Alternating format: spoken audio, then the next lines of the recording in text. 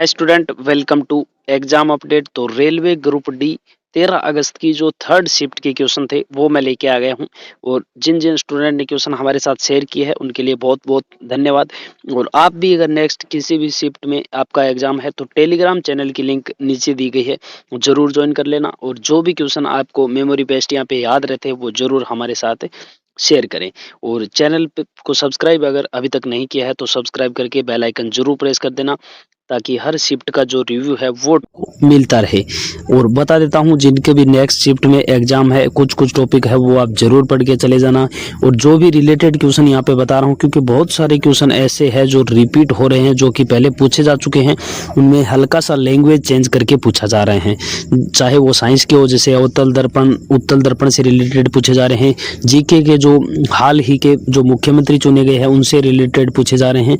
तो कुछ कुछ क्वेश्चन है जैसे प्रतिरोध वगैरह ज्ञात करना है, तो इस प्रकार के क्वेश्चन है वो बहुत सारे क्वेश्चन रिपीट हो रहे हैं। तो मैं ये नहीं बोल रहा कि मेरे क्वेश्चन पढ़ो, किसी के भी क्वेश्चन पढ़ो या जो रिव्यू आप देख रहे हो उसके हिसाब से आपको ये देखना है कि जो क्वेश्चन रिपीट हो रहे हैं वो टॉपिक आपको नेक्स्ट 1 या 2 दिन में जितना भी टाइम आपके पास बचा है वो आप जरूर पढ़ लेना। तो क्वेश्चन यहाँ पे पूछा गया था कि मई 2026 में 3 साल के कार्यकाल के लिए भारतीय रिजर्व बैंक के नई डिप्टी गवर्नर के रूप में किसे नियुक्त किया गया है। भारतीय रिजर्व बैंक के जो नए डिप्टी गवर्नर है उसके रूप में किसे नियुक्त किया गया है, तो रोहित जैन को नियुक्त किया गया है। मई 2026 में नियुक्त किया गया है और 3 साल के कार्यकाल के लिए है जो इन्हें डिप्टी गवर्नर के रूप में पदभार ग्रहण किया है।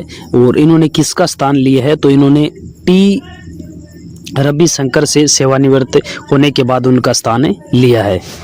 टी रविशंकर के सेवानिवृत्त होने के बाद उनका स्थान लिया है। आरबीआई का अगर पूछ लिया जाए तो आरबीआई रिजर्व बैंक अधिनियम 1934 के अनुसार आरबीआई में 1 गवर्नर और अधिकतम 4 डिप्टी गवर्नर हो सकते हैं। कितने हो सकते हैं? 1 गवर्नर होता है और 4 उसमें डिप्टी गवर्नर होते हैं। पूछ लिया जाए आरबीआई की स्थापना कब हुई थी, तो 1935 में हुई थी। और राष्ट्रीयकरण अगर पूछ लिया जाए कब हुआ था, तो 1949 में इसका राष्ट्रीयकरण किया गया था। नेक्स्ट यहाँ पे एक क्वेश्चन पूछा गया था, जो पूर्वोत्तर क्षेत्र के पहले और भारत के 54वें स्ट्रेंज ग्रैंड मास्टर कौन बने हैं। जो नॉर्थ ईस्ट के पहले और भारत के 94वें स्ट्रेंजर ग्रैंड मास्टर है वो कौन बने हैं, तो करेक्ट आंसर है मयंक चक्रवर्ती। मयंक चक्रवर्ती है वो बने हैं। और असम के है, ये असम के युवा शतरंज खिलाड़ी है। इंटरनेशनल मास्टर मयंक चक्रवर्ती ने स्टॉकहोम स्वीडन में आयोजित 8वें जीएम टूर्नामेंट में अपना अंतिम मानदंड हासिल करके 54वें ग्रैंड मास्टर बनने का गौरव प्राप्त किया है। पहले ये भारत के पहले ग्रैंड मास्टर है जो नॉर्थ ईस्ट स्टेट से बिलोंग करते हैं। नेक्स्ट यहाँ पे क्वेश्चन पूछा गया था, भारतीय जनता पार्टी से संबंधित पश्चिम बंगाल के पहले मुख्यमंत्री कौन बने हैं। तो क्वेश्चन कम से कम 4 बार अब तक पूछा जा चुका है। ये क्वेश्चन घुमा घुमा के शुभेंदु अधिकारी है, इनसे रिलेटेड 3 से 4 बार ये क्वेश्चन पूछा जा चुका है। बीजेपी के जो पहले मुख्यमंत्री है वो कौन है, शुभेंदु अधिकारी बने हैं। और इन्होंने 9 मई 2026 को पश्चिम बंगाल के मुख्यमंत्री के रूप में शपथ ली थी।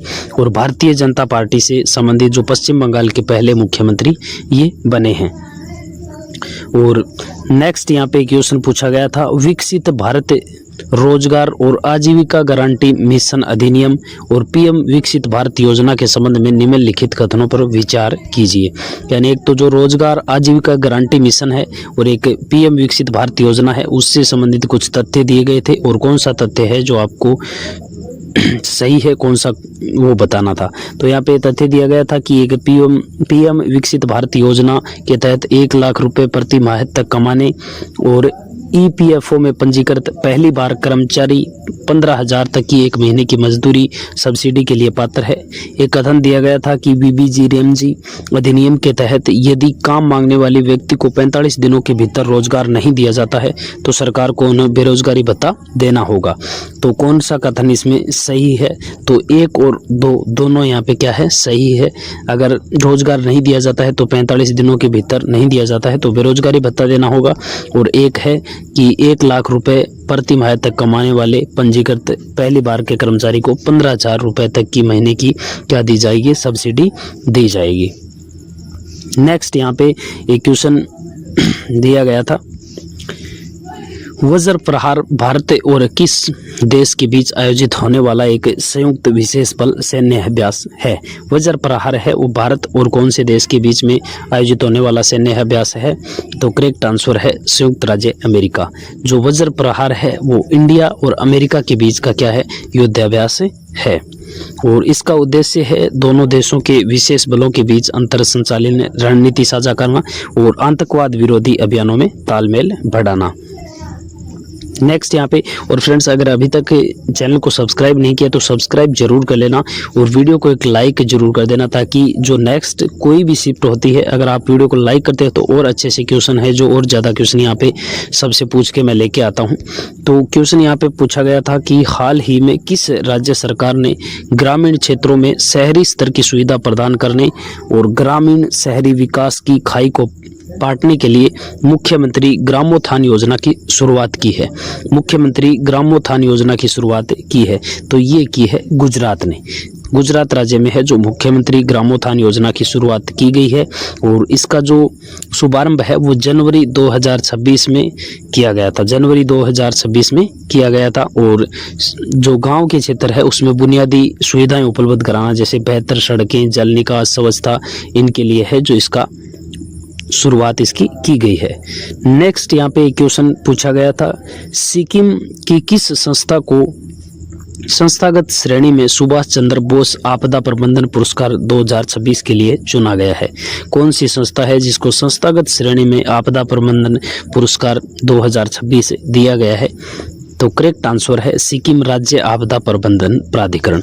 सिक्किम राज्य आपदा प्रबंधन प्राधिकरण को वर्ष 2026 का सुभाष चंद्र बोस आपदा प्रबंधन पुरस्कार दिया गया है। नेक्स्ट यहाँ पे, और अगर इसमें पूछ लिया जाए कितनी राशि दी जाती है सुभाष चंद्र बोस आपदा प्रबंधन पुरस्कार में, तो 51 लाख रुपए तक का नगद पुरस्कार इसमें दिया जाता है। और व्यक्तिगत श्रेणी में अगर पूछ लिया जाए तो 5 लाख तक का है जो पुरस्कार दिया जाता है और संस्थागत श्रेणी में 51 लाख का पुरस्कार दिया जाता है। और प्रति वर्ष यह पुरस्कार है जो 23 जनवरी को नेताजी सुभाष चंद्र बोस की जयंती पर घोषित किया जाता है। कब किया जाता है? 23 जैन को घोषित किया जाता है। नेक्स्ट यहाँ पे क्वेश्चन पूछा गया था, ऑस्ट्रेलियन ओपन 2026 का महिला एकल का खिताब किसने जीता था? मॉर्निंग में सेम क्वेश्चन आया था। दूसरा इसमें ये पूछा गया था कि किसको हरा कर जीता है, और इसमें डायरेक्ट यहाँ पे पूछा है कि ऑस्ट्रेलियन ओपन 2026 महिला एकल का खिताब है जो किसने जीता है? तो एलिना रिबाकिना ने जीता है। करेक्ट आंसर है ऑप्शन बी, एलिना रिबाकिना ने जीता है।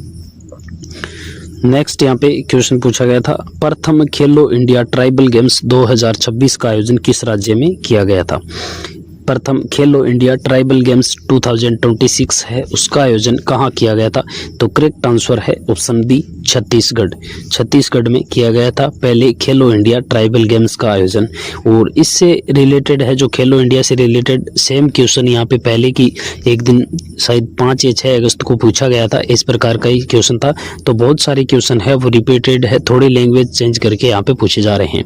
तो आप रिव्यू है हर शिफ्ट का जरूर देखा करें, चाहे जरूरी नहीं कि मेरा वीडियो देखें, किसी का भी जो अच्छा वीडियो लेके आता हूँ उसका जरूर रिव्यू देखें। और खेलो इंडिया ट्राइबल गेम्स है, ये खेल प्रतियोगिता 25 मार्च से 3 अप्रैल 2026 तक आयोजित की गई थी। पूछ लिया जाए कौन से शहर में थी, तो छत्तीसगढ़ के 3 प्रमुख शहरों में है, रायपुर, जगदलपुर और सरगुजा में आयोजित की गई थी। और इसका शुभंकर था खेल का, इस महोत्सव का, वो था मोरवीर। कौन था? मोरवीर। नेक्स्ट है, विकसित भारत @2047 का विजन डॉक्यूमेंट या रोड मैप मुख्य रूप से किसके द्वारा तैयार किया गया है? जो विकसित भारत 2047 है उसका विजन या रोड मैप है वो किसके द्वारा तैयार किया गया है? तो ये किया गया है नीति आयोग के द्वारा। किसके द्वारा तैयार किया गया है? नीति आयोग के द्वारा। और जो पहले योजना आयोग चलता था इसका नाम बदलकर अभी क्या कर दिया है? नीति आयोग कर दिया है 1 जनवरी 2015 से। और पूछ लिया जाए नीति आयोग का अध्यक्ष कौन होता है, तो इसका अध्यक्ष होता है प्रधानमंत्री और वर्तमान में नरेंद्र मोदी इसके अध्यक्ष है।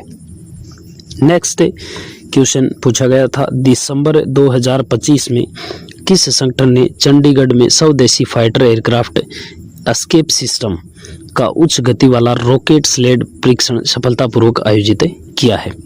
तो किसने किया है? तो करेक्ट आंसर है डीआरडीओ ने किया है चंडीगढ़ में दिसंबर 2025 में।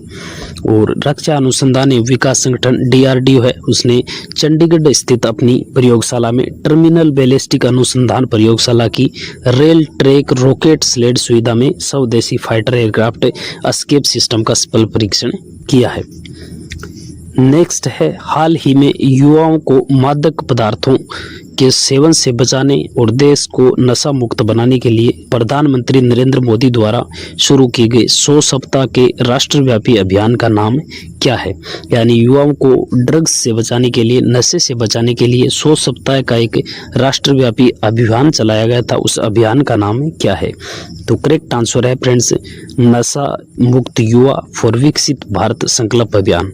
नशा मुक्त युवा फॉर विकसित भारत संकल्प अभियान श्री नरेंद्र मोदी के द्वारा चलाया गया था और 100 सप्ताह तक चलने वाला क्या था? एक व्यापक राष्ट्रव्यापी जन भागीदारी आंदोलन ये था।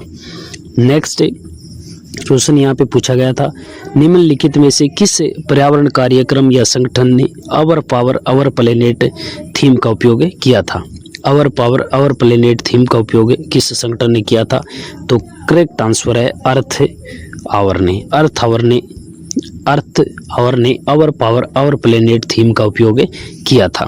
और आधिकारिक थीम थी वो थी अर्थ आवर 2025। नेक्स्ट यहाँ पे क्वेश्चन पूछा गया था, हाल ही में पिक्सल और सर्वम एआई ने भारत के पहले एआई संचालित ऑर्बिटल डेटा सेंटर सैटेलाइट को लॉन्च करने की घोषणा की है, इसका नाम क्या है? जो पिक्सल और सर्वम एआई है उसने पहले एआई संचालित ऑर्बिटल डेटा सेंटर लॉन्च करने की घोषणा की है, तो इसका नाम क्या है? तो करेक्ट आंसर है पाथ फाइंडर, ऑप्शन बी है पाथ फाइंडर। तो करंट लेवल जो फ्रेंड्स यहाँ पे पूछा जा रहा है बहुत ही हाई लेवल का यहाँ पे पूछा जा रहा है। इस हिसाब से देखा जाए तो आपकी मेरिट यहाँ पे बहुत लो रहने वाली है, क्योंकि जीके के बहुत क्वेश्चन, जीके में जो स्कोर यहाँ पे 15 के लगभग कर रहा है उसका यहाँ पे सिलेक्शन लगभग पक्का है, क्योंकि करंट जीके ही यहाँ पे जो आपका है वो मेरिट का मेन रोल यहाँ पे निभाने वाला है। हम डिस्कस करेंगे मेरिट का भी बाद में, लेकिन फिलहाल हम देखते हैं यहाँ पे क्वेश्चन। वीडियो को अगर अभी तक लाइक नहीं किया तो लाइक जरूर कर देना। क्वेश्चन एक पूछा गया था कि निम्नलिखित में से कौन सी प्रक्रिया खाद्य श्रृंखला के क्रमिक पोषण स्तरों में विषैले पदार्थ की सांद्रता में वृद्धि का वर्णन करती है? यानी केमिकल जो किस स्तर पर है वो बढ़ता जाता है, इस प्रकार का क्वेश्चन पहले पूछा जा चुका है। सेम क्वेश्चन है, बस थोड़ी सी लैंग्वेज यहाँ पे चेंज कर दी गई है। तो ये है जैविक आवर्धन, करेक्ट आंसर है जैविक आवर्धन में। नेक्स्ट है क्वेश्चन यहाँ पे, जैव संचयन किसी एक ही जीव या शरीर के भीतर समय के साथ किसी रसायन का जमा हो जाना, सुपोषण यानी जल निकायों में पोषक तत्वों की अत्यधिक वृद्धि, जैव निम्नीकरण होता है यानी सूक्ष्म जीवों द्वारा जैविक पदार्थों का प्राकृतिक रूप से अपघटित होना। तो इस प्रकार जितने क्वेश्चन यहाँ पे थर्ड शिफ्ट में जो पूछे गए थे और जो स्टूडेंट ने हमारे साथ शेयर किए हैं वो मैं लेके आ गया हूँ। साइंस के कुछ क्वेश्चन है जो बचे हैं, जो बाकी मैं नेक्स्ट वीडियो में आपके साथ डिस्कस कर लूँगा। तो चैनल को सब्सक्राइब करके बेल आइकन जरूर ऑन रखना।